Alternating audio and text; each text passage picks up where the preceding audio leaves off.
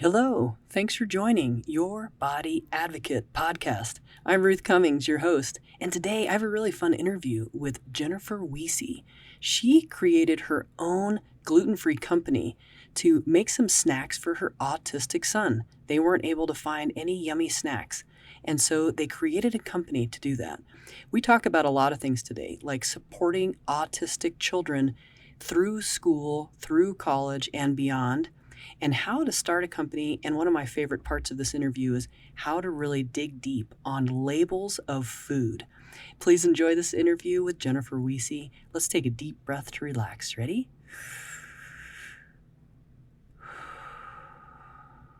All right, here we go. You're listening to Your Body Advocate, telling your body's side of the story. The podcast dedicated to supporting and improving your body-mind connection so you can live a pain-free, passion-filled life, dissolving one body tension at a time. Discover the healing properties of your own body language, and together let's explore ways to support and improve essential self-talk. Now, here's your host, Master of Encouragement and Body-Mind Life Coach, Ruth Cummings.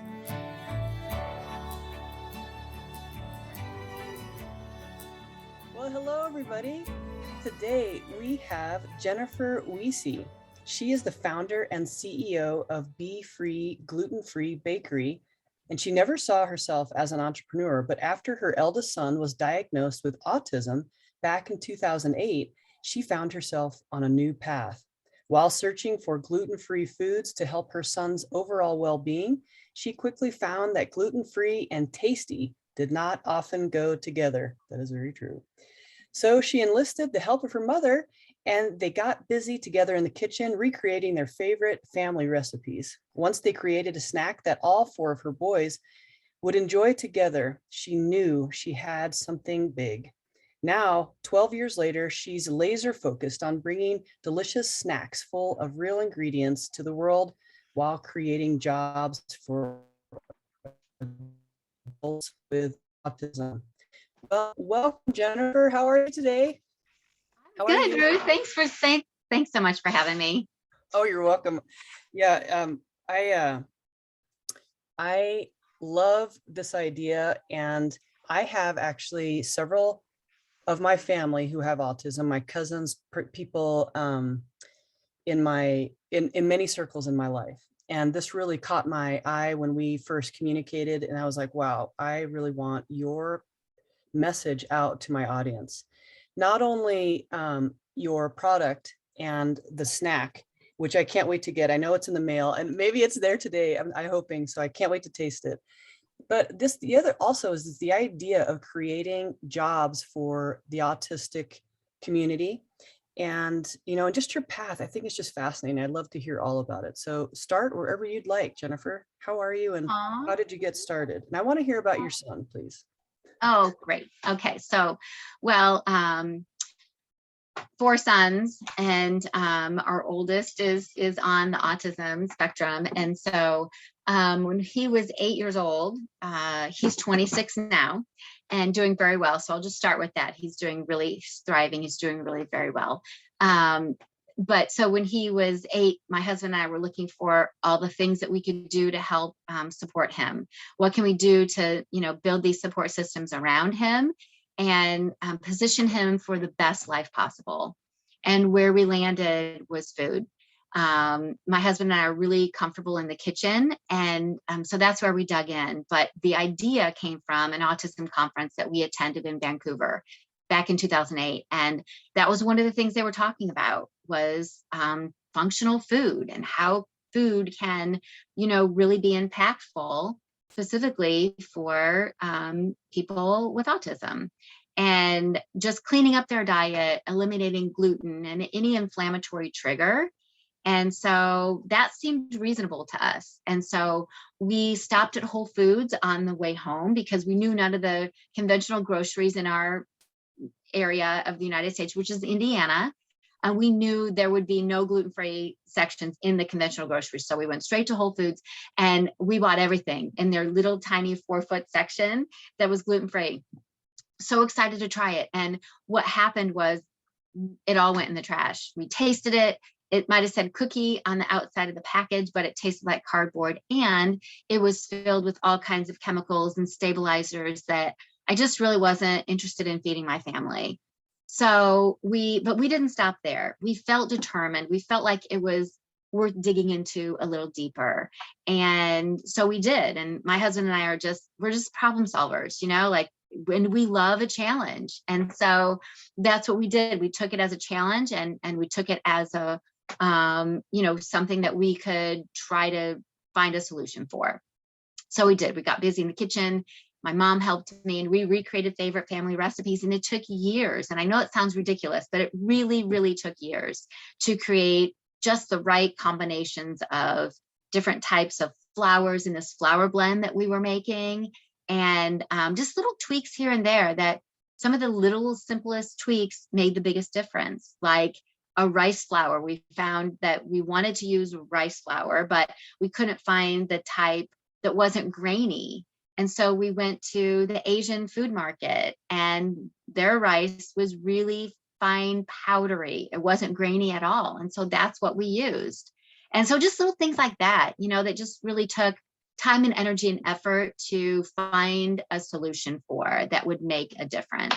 And that's I think that's probably just how we roll, as parents. And so we did some farmers markets after, we had just lots of interest, back in like 2009. Gluten-free is starting to get popular. Some celebrities are looking at gluten-free as, it being just kind of like the newest thing in the market. It's kind of fashionable. And then there were some professional athletes that were looking at gluten-free to enhance their athletic performance. So that was starting to be talked about in the media. So, right about now, we've got these great recipes that are developed. We're eating this food. I'm sharing it everywhere we go, because you couldn't buy it in the grocery or specialty markets. It just wasn't available. And so it was just, the time was ripe for us to just do some testing. We did some farmers markets, got great confirmation that we had what people wanted. And then in 2010, with the encouragement of my family and my community, I made it a business, and I started just knocking on doors, literally knocking on doors. Whole Foods, Earth Fare, those were two of my very first accounts.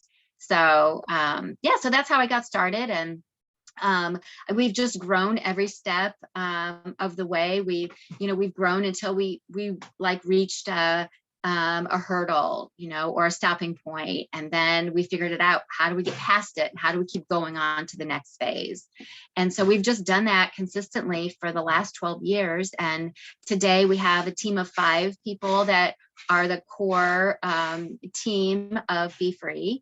And we have contract manufacturing, and we have a facility that we work with our people with autism that do kind of smaller scale projects for us. And so we're looking at specifically growing that portion of our business. It's what's closest and nearest and dearest to my heart, is not only creating good food and helping to educate people on why it's important for them to make good choices like that, but also creating jobs for people with autism, because we've had a front row seat at seeing the challenges that are involved with the hiring process, the training process, and the keeping employment process for people with autism. So we want to help be a solution to that massive challenge that's out there in every single community in the United States. We're starting with our own community in Noblesville, Indiana.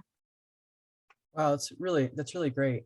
There are like 2 paths here, aren't there? So there's I love this path of how you found, the story of with your mom, and then the kitchen, and then going door to door, and as an entrepreneur myself, that's like, I just can't, there's nothing like that when you make that work all by yourself from the ground up. So congratulations on that, because I have a massage business that I started like that too. And I just hear for all of us that make it, because it's not easy. No. And I'm not a great cook, but my husband is. And we're really starting to focus on food and how what you buy at the grocery store, if you're not careful, if you don't know what you're looking for, you can really buy things that are not only not good for you, but actually quite bad for you. And it's in just daily things that we're eating, you know, ketchup, Mhm. just cereal, or even meats, different things, anything Mhm. packaged. And I'm Yeah. sure, what was the biggest aha moment for you with packaged food and gluten-free on your path? Um, there are many, many. I mean, I think, back in the early days when I was really digging into label reading, um, and really just looking at what were some of the ingredients that, brands that I trusted, big food brands that I trusted were putting high fructose corn syrup, even before that was a big thing, but or they were, just tons of sugar and wheat flour where it really wasn't necessary. It was really only used as a cheap filler. If you look at many packaged soups, they almost the majority of them have wheat, and the only purpose it serves is for a thickener, but also it's a cheap filler. And so that was one, just looking at brands that I really trusted and thought were good quality sources of nutrition for my family. When I really started digging into it, I realized that there were a lot of hidden sources of kind of junk, as we like to say, that were kind of creeping into our food system. So, yeah, I don't think for me, there wasn't one, there were just many. It was a whole series of kind of just investigation that Right. I uncovered. I Mhm. like that word, investigation. I'm being shocked recently about I always thought I was reading labels. And then I realized that I wasn't really getting down to I wasn't really investigating what I was actually eating, what I was feeding my family. And I'm trying to investigate that. I like that a lot. But so when you, what brands now do you trust? Well, I trust, well, number one, I continue to read the labels. Like if I trusted it last month, I'm going to flip it over and read the label just to make sure. Wow, Right. good, good. So, um, so I trust any brand that is crystal clear on their ingredient label. I trust any brand that I can read their ingredient label and pronounce everything that's in there. I can identify it, and most often I can trace it right down to the earth. Like it was something that grew from a plant, or it grew from the earth, or it was, originated from the earth. And those are the brands that I trust. And those are also the brands that, those brands that are out there talking about um, being straightforward with their customer base. Chobani's one of them. They're one of the originators of, I'm going to use real whole ingredients in our yogurt because that's the way we used to make it, in my homeland, and, things like that. So I love the story element of brands that started out of some origination. Maybe it was a family recipe or things like that. And there's a lot of them, and it's an interesting place. It's an interesting space to be in right now, is in food. There's really a lot going on, and I really see the rising stars are the ones that don't have things to hide. They just don't, and they're willing to put a resource like maybe a phone number or their website on their packaging, so that if you do have questions as a consumer, you can reach out to them and they'll answer your questions. Those are the brands that I trust. Wow, that's great to know. I hadn't even thought about that, about hey, I'm proud of my product and here's my phone number if you have any questions. Mm-hmm. When Yep. you were researching your stuff, did you find things that you couldn't find backing for, or you couldn't call people, or you just saw brands? When you say that, I mean, I know now, but when you were looking, I've never even looked for a phone number. So that's an interesting query. Like I'm like, why would I call them? Yeah. Were you calling them to find things out, or tell me about that? Yeah. So here's a perfect example. So back in the early days, before I had enough buying power to, purchase raw ingredients from a supplier, like a big supply house, I was buying them at places like Costco and GFS, Gordon Food Service. So these are the early days. There were many times when there was an ingredient on there that maybe said natural flavoring or something. That's the biggest one, natural flavoring, or it said spices. That's another one, with no other explanation. But there was a phone number to call, so I would be standing in the store with the product in my hand, phone to my ear, asking if this product contained gluten. Can you confirm that this product contains gluten or it does not?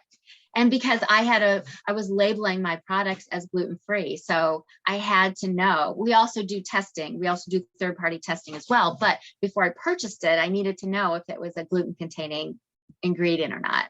So I've just done that for many, many years. If I have a question, I call, or if there's a phone number, I call, or if there's an email, I email and ask the question. Now, would they tell you? Absolutely. Yeah. Okay. Yeah. Now, were there any that wouldn't answer or wouldn't tell you? Like you would just ring and ring, or when they got on the phone, they're like, sorry, we just don't know. Yes. Yeah. There have been a few. Yeah. So those are, those then kind of go to my list of, I'm not so sure that I want to support you as a brand, right? I mean, that's how you vote with your dollars. So those are the ones that I'm like, yeah, not going to buy your product, regardless of how much I love it. It tastes really delicious and it's great in all these other areas. But, for that reason, I need to know exactly what's in my food. And for that reason, I'm not going to choose yours. So I love that. Love, because I love voting with your dollar, because yes, we're voting with our dollar, whatever we're supporting with our money, that's who we're voting for. Absolutely. And I'm trying not to vote for the companies that might using bad ingredients or might be using slave labor, and any type of that. That's a whole other ball game. But yes, you're that's right. or like I like the products that say I'm using. I can't remember that when it's a good trade. What's Fair it trade. called? Fair trade. Thank you. Yes. Yeah, to support that, because farmers are our backbone. We really have to support some of these people that are in the background, and we ignore, or we take for granted so easily. And I'd really like to showcase them and say, hey, we really need to support you.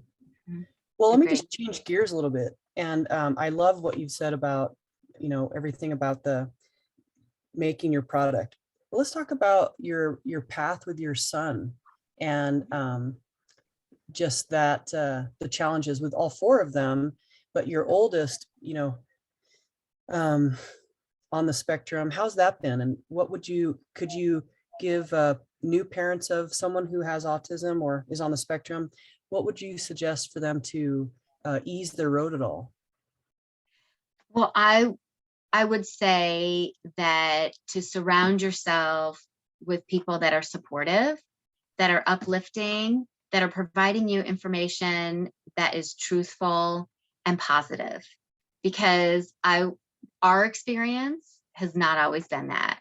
And then, also to just stand up and fight for your child, right? Don't be afraid to stand up and be that advocate, regardless of how old they are. So our son is 26. He still needs me to fight for him. He always will, regardless of, regardless of how old he is, or, what kind of job he has. He will always need that. He is, he has lots and lots of amazing skills and abilities. He's able to drive. He's a college graduate. He has some amazing, hurdles that he's crossed and overcome, despite his challenges and despite his difficulties, despite his diagnosis. He's overcome them. And, but there are some things that in his life that he will always need an extra layer of support around. Finances is one of them. He's a target, for, being taken advantage of. And so he will always need some extra supports because of that. And so I would just say that, just being that advocate for your child, regardless of how you perceive it might look on the other side. Right. And so, and just having a support system that's positive, that's empowering, that looks at life for your child with a disability as not what your child can't do, but what your child can do with support. So we had somebody that was actually, she gave our son his diagnosis, and we would visit with her as often as we could. She lived 2 hours away, but she was worth the drive, because she was that for us. She was the person that, would look at our child's life and look at the issues that he was having, whatever the situation was, usually with school, and help us think outside of the box and help us look at, okay, so these things are difficult for him. Here's what his strengths are. And here's what we know we've been able to see his abilities are.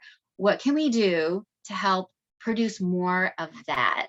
Right. And let's not look at all the things he can't do, because the school's already telling you every single day what he can't do. Right. We already know that. But let's look at what he's able to do and what could be possible for him with these supports. So just that kind of thinking, I would encourage any parent with either a new diagnosis or a current old diagnosis to really look for those types of thinking, like those thought thinkers in your life that are positive and have that kind of a mindset. It changed everything for us. That's excellent. Very good advice. So I have a question for you as a mom of someone with autism or on the spectrum, from a massage therapist's point of view.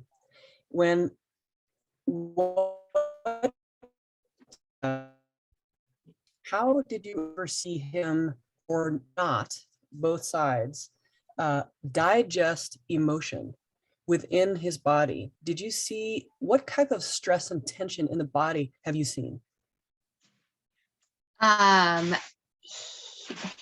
He definitely has learned how to put on a face or a facade to protect himself. So I've seen it in, when maybe something makes him sad, he knows how to put on a face that hides that. So other things that he's learned to overcome are, he's really hypersensitive to sounds, and even like fluorescent lighting was really bothersome to him. So in the early days, when he was in grade school, that was really almost debilitating in some classrooms. He just could not function. And but and then fire engines, he could hear a fire engine before my ear could hear it. And but those are things that, fire drills, that's another one. Those were kind of his 3 triggers: fluorescent lighting, fire drills, and fire trucks. So, over the years, he's learned and he's matured, his whole body has matured as well too. So he's learned how coping mechanisms for those kind of things. But in the early days, it was just total shutdown, total meltdown or shutdown in those kind of environments. But did I answer your question? I feel like maybe I did. know. Well, I kind of sprung this on you, because on a different level of looking at the body, because I look at it. So like, let's say, he hears the fire truck, and my interest with, maybe meeting him someday is, and not that that's bothering him anymore, but, as a young man now, but how that affects his body. So there's probably a trigger that he stops breathing. There's this whole thing that stops. Does his jaw get tight? Do his hands get tight? That's what I would really be curious to see. Okay. Yeah. Sorry, I didn't answer that the way. Oh no, you intended. I threw that in there because if that's true, I think that with a lot of people follow patterns through their lives when they respond to things like that. And because that's such a trigger for him, there's probably physical patterns that he can recognize now and try to calm them and use that as have some tools to calm those physical tensions. Mm-hmm. And so, for example, you said that when he's sad, he has a face that hides that. All of us do, humans, we Mm-hmm. do, we hide. Mm-hmm. Yeah. And, but not just him, but everybody, there's a way to melt that later, and not Mm-hmm. stay in that tension, to melt Mm-hmm. that mask and not have this all tight for the rest of the day and the rest of the week and the rest of the month. Right. Yeah. It builds on itself and it's cumulative. And so I was just wondering if you had noticed anything like that. I'm a body advocate. I advocate Mm-hmm. for our body. And so I notice those things way more than other people. Like if I'm in an airport, my kids tell me to, Mom, stop, because I'm like, oh, look, oh, their shoulders got to hurt. Oh no, their jaw's Oh, hurting. oh yes. That's Right. my, that's Mm-hmm. one of my isms, right? And so I was just Mm-hmm. wondering if there was anything that you noticed about him that might be a pattern like that other Yeah. autistic children might have, do you think? Right. Yeah. Right. So clenched jaw, like, Okay. right. That's definitely one. And I don't know if I've ever really noticed his hands being clenched before, but I would tend to say that would probably go along with it. Yeah. Interesting. I would imagine those two things for sure. Were you able to, was he sensitive to touch in his youth? Oh, yes. Yes. Okay. I didn't get my first hug from him until he was 4. And I know saying that, like, I mean, there are many other, moms who never get a hug back from their child, right? And their child is 30 or 40, right? So I say that not in a way, but compared to all of our other children, there wasn't that 4-year lag. But I remember exactly the day and the time that I got my very first hug back from him. Yeah, he was 4. Yeah. Oh, that's amazing. And wow. Do you think that is in someone who is on the spectrum, that they could eventually be okay with touch and not Yes. just hugs, but like, self massage? Can he massage himself? Can he touch himself, or is that also Yeah, no, he can. okay? Yeah, he's gotten over it. Yeah, he definitely has gotten past that. Do you think So that happens like what year do you think in their lives? I think it's been different for all my cousins. It's been different. So do you experience the same thing? Like you? yeah, I think it's probably different for I bet it's different for everybody. But he used to be really sensitive to like tags on his clothing and things like that. So I saw that when he entered his 20s, like early 20s, things started to change for him. So I mean, that's kind of a long time, but yeah, I would say early 20s. That's the same thing with one of my cousins. Has his PhD now, and he's he's a little bit, I think he's 31. Mhm. And it took him a lot, in his opinion, it took him a long time. Mhm. I was just so proud of him for, my gosh, you're brilliant, and you're going to be able to make it in this world, and you're just fine. Yeah. Um, it just takes a little, for the American success, Mhm. it just takes them a little bit longer. And It but I does. think they learn so much along the way, and I think they have so much to offer the world. And I just keep trying to tell them that, and also to notice what they're offering, Right. and and point it out. But I guess that's, as a mom, you're very good at that and do that all the time anyway with him, I would imagine. Does he live close to you? He actually is living with us now. So yes, he does. He lives very close with us. We have dinner every night together, most nights. But yes, he does. So he graduated college in December of 2020. Oh, And great after a times. 7-year stretch, but and he was hung up on that for a little while too. But we just constantly tell him that, like, look, what matters is you started and you finished.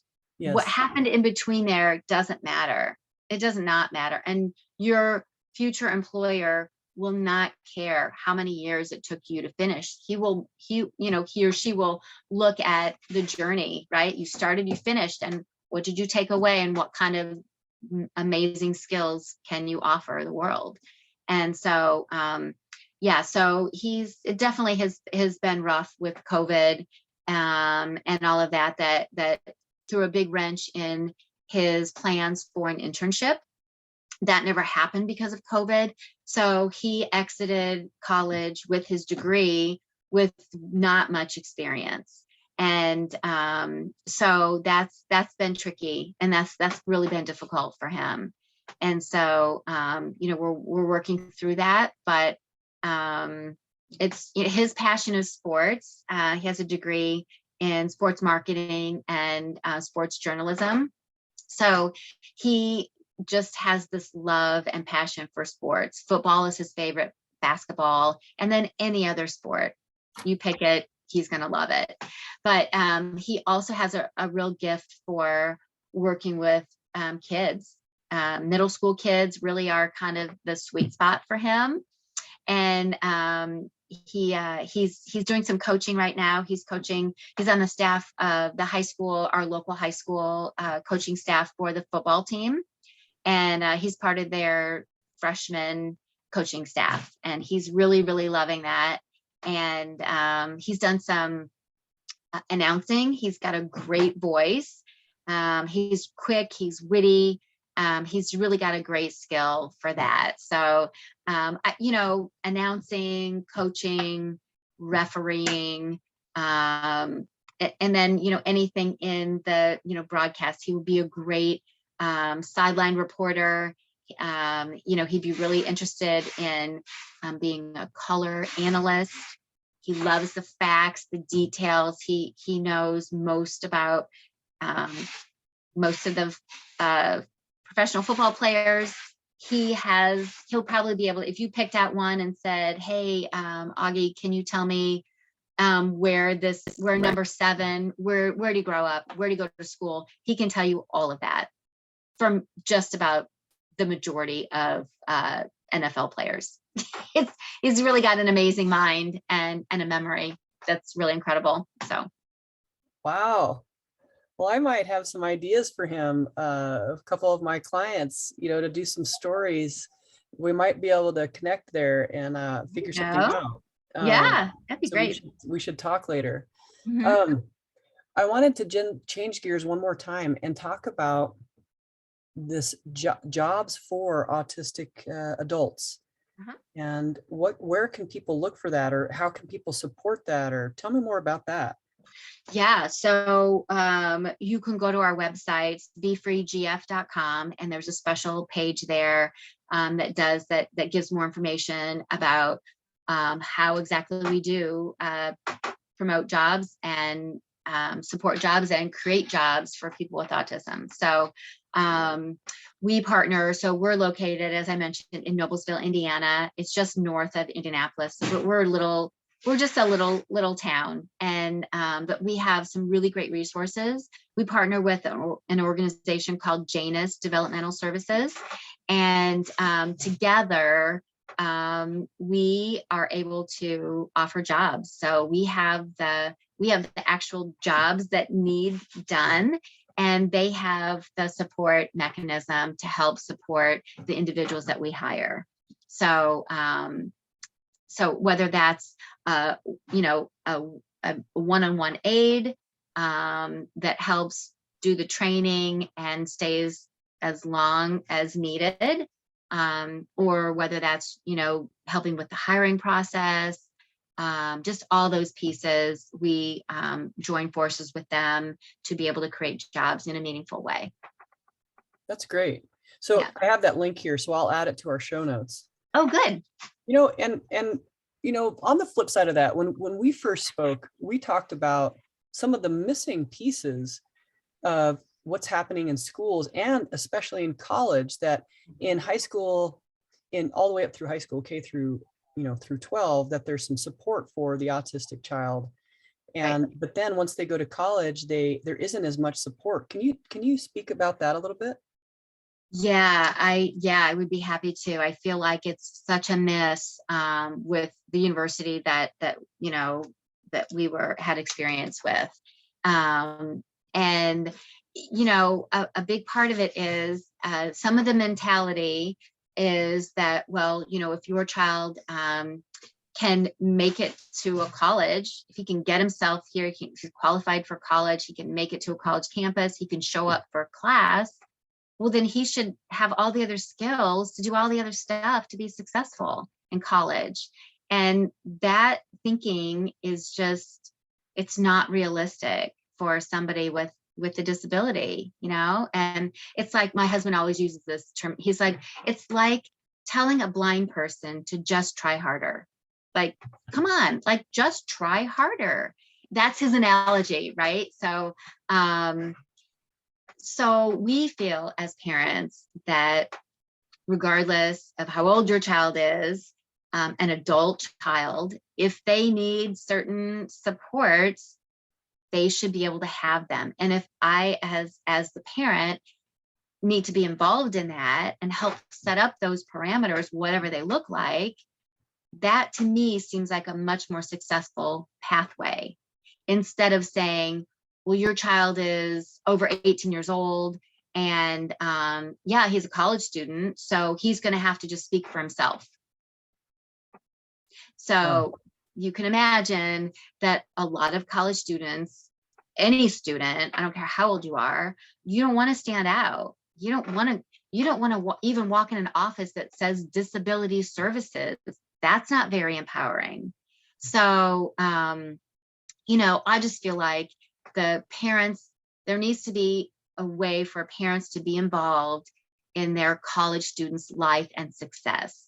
I truly believe that the graduation rate would be much higher if parents were allowed to be involved, if they were empowered to be involved, and it was just a natural kind of thing. That's interesting, Jennifer. What just flashed across my mind is my family, we mentor just because it's not like there's a program for it, but a couple of students at our college here in town in Albuquerque that don't have any family in town, right? They're college athletes, and they don't have anybody here for them. But I'm just wondering, what about a campus advocate that is also a student, that is the go-between between the college, the student, and the parents, so the parents don't have to come onto campus or don't have to be seen, following, what are they called, the helicopter around their kid. Helicopter parent, yeah. Right? It's not about that. It's just that a lot of young adults don't have that voice yet, especially after the pandemic, actually. But Yeah, they right, haven't had the absolutely. chance to talk to people in person, right? Mhm, But right. what do you think about that idea? I mean, then you could have psychology students or sociology students. They could intern as a mentor for, Mhm. not really an mentor, an advocate. You're just a voice. You're just listening and repeating. You Yeah, are just this person's right-hand man. And I don't I know, love that. like that I idea? think that's a wonderful idea. And there are some programs like that on certain different college campuses, but the piece that's not included is the parent. The parent is Mm, not included in that. And I suppose, I mean, not all parents or not all, students would want their parents to be involved, but there are some, like our child would have loved that. um, that I feel like could be the missing piece. Maybe not in all students, maybe in some students that's all they need. They just need somebody alongside them, helping guide them, mentoring them, being their friend. That's all they need. But sometimes I think the parents, there's just a whole other level of accountability and just knowledge. Like, who knows your child better than you do, right? Most parents know their child better than anybody else on the planet. So I think if done right, that could be really, really successful. I see your point. And as you're speaking that, I'm also seeing that a parent could take that too far. And I can see how the university would. So there's got to be a good path here, a middle ground Yeah. where not just for people with disabilities. I think a lot of students, they need support on a campus, and I think that our graduation levels across the country with everybody would increase if we could do that. I'd like our society to be more supportive of each other. That's definitely one of my goals. That's what I'm after. I'm advocating for our body to spread love and kindness throughout the world, and using and noticing how it is in our body, like how when we love somebody, to actually express it, or to recognize the power of our smile. And that's across all cultures and all disabilities, right? And I think that everybody has a disability, in my opinion. None of us are perfect. Right. And, so I think it's an interesting word, but and so, well, in closing, Jennifer, anything else? I mean, I could talk to you all day. So, I agree. So I have more, but I'll talk to you off camera about some stuff. But anything else you want to add today for our people that are listening today? Well, we've really touched on a lot. And I think, what you just said about spreading love and just the power of a smile. And if our world could look at people for people and not for what kind of label has been attached to them, it just would be such a more loving, kind place to live. And so I think that's it. I share that too, that if we could all just love one another and just detach all the junk, and just love each other as human beings, then the world would be a better place. So I guess I would just maybe challenge that, whatever you're dealing with, whatever your label is or isn't, you're a human being, right? And that you deserve love just the way you are today. That if we could all just have that mentality and that mindset going forward, it would, it'd be a better place to live. Yes, amen. I totally agree with that. Well, thank you for your time today. I can't wait to get your snacks. I'm going to put it on Instagram as soon as I have that in my mouth and I have some taste. I can't wait. Oh, thank you. I hope it's waiting for you today. I know it's probably, I'm not the one that checks the mail, so that might be the problem. I leave it to my teenage son, so that's always challenging and exciting on a daily basis. I have one more question. I see that the name of your business is Bee, as in a BeeFree. So tell me anything just real quick though about bees. Is that part of that name? We use honey to sweeten our product. So honey is part of the binder and the sweetener in our warrior mix. BeeFree is a play on words. It's really be free to eat delicious gluten-free foods, be liberated from junk food. It's just beef. The name of the company is a play on words. We love the nectar that our honeybees make for us so that we can use it in our product. And so that's what BeeFree is. Okay. My dad is a beekeeper. And, I could go on and on about bees and their importance and their just incredible social structure. Yes. But also I love it that it's BeeFree because honey is it's a great sugar, it's a great sweetener. So I just wanted to add that. So there's another one of our 20 things we've talked about. So well, let's do this again. Yeah, let's do this again. I know I'll get some questions, so I will pass those on to you and we can meet again and do another interview. I would love it so much. It was so lovely spending some time with you. You too. Okay. Thanks, Ruth. Bye. Bye.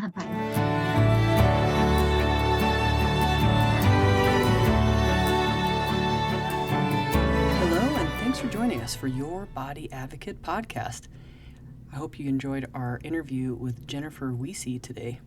She has a great company for this gluten-free snacks. And if you have any questions about support for people with autism in your life or anybody that you know, there's some links below and you can always contact me and I can get you in touch with Jennifer for more support. And please try her snacks. They're very yummy. I just got them in the mail. They were great. So I thank you again for being here today, and I will see you next time. Bye-bye. Thank you for listening to Your Body Advocate with Ruth Cummings. We're so glad you've joined us today and truly believe you can live a pain-free, passion-filled life. To connect with Ruth, work with Ruth, or to grab your free ebook, go to ruthcummings.com. We'd love to hear from you. Don't forget to rate, review, and subscribe so you don't miss our next episode. Until next time, friends, be open, include the unincluded, think outside the box, and spread love and kindness one smile at a time.